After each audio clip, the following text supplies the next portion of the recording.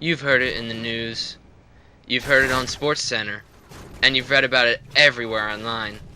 The Penn State death penalty. Perhaps the worst scandal in college football history. It has caught everyone by surprise, and it has brought college football coaches, teams, and players down off their pedestals. But let's backtrack a few months and try to attempt to wrap our minds around this whole ordeal. We first hear that Jerry Sandusky has sexually assaulted kids, and it has taken over 20 plus years for this news to finally reach the surface. People start forming opinions and rumors appear in the news.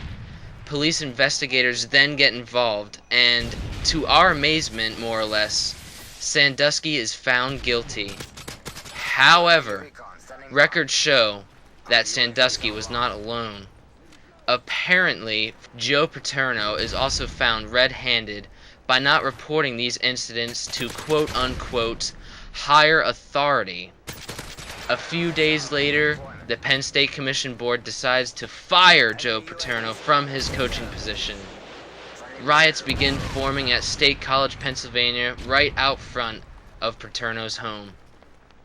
After all the riots and all of the rumors spreading throughout the world, it seemed as though things had almost blown over for Penn State, Joe Paterno, and Jerry Sandusky. But then things begin to crumble. Joe Paterno, died suddenly from cancer, and a memorial ceremony was served in his place. Sandusky, not too long after that, was sentenced to prison for the rest of his life. But for investigators, this wasn't the closure that they were seeking. The Free Report was then released, documenting cover-ups of the past several years at Penn State. These reports revealed that the Penn State scandal was bigger than everybody had believed. It is obvious now that Joe Paterno had taken many secrets to his grave. Everybody in the news began talking about the new reports that had followed the university around like a gray cloud. Then you started hearing about the death penalty for Penn State. Everybody thought that Penn State was going to have a year of reflection with no football program.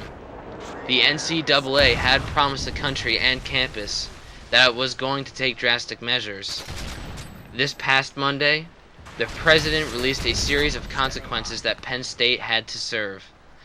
A $60 million fine, a reduction in the amount of scholarships from 25 to 15, 4 years with no playoff games and or bowl games, 5 years probation for the program, and 111 wins had been taken away from the university, which the records will show.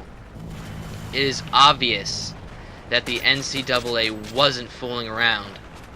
These consequences held much more weight than a year off for the Nittany Lions.